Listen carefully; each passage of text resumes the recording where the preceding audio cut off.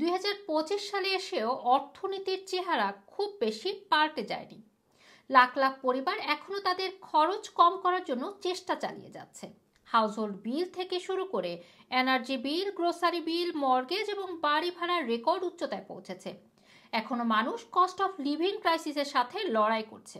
এদিকে বছরের শুরুতে পাউন্ডের দাম কমে গেছে এবং সরকারি বন্ড নতুন উচ্চতায় পৌঁছেছে।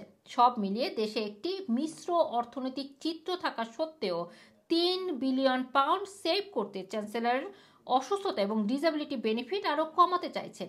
এছাড়া ডিডব্লিউপি আগামী স্প্রিংয়ে ওয়েলফেয়ার সিস্টেম সংস্কারের একটি রূপরেখা প্রকাশ করবে।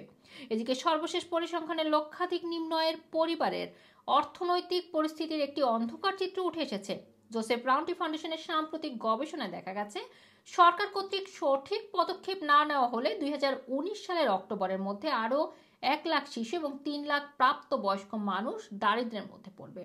হাজার হাজার পেনশনভোগী এখনো তাদের 200 থেকে 300 পাউন্ডের উইন্টার ফুয়েল পেমেন্টের জন্য অপেক্ষা করছেন। ডিডব্লিউপি এর ওপর চাপ বৃদ্ধির কারণে অনেকেই বেনিফিট পেতে 100 দিনেরও বেশি বিলম্বের সম্মুখীন হচ্ছেন।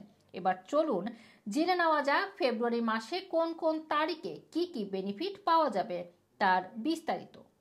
প্রথমত, ফেব্রুয়ারি মাসে কোনো ব্যাংক হলিডে না থাকায় সব ধরনের বেনিফিট এবং পেনশন স্বাভাবিক সময় দেওয়া হবে।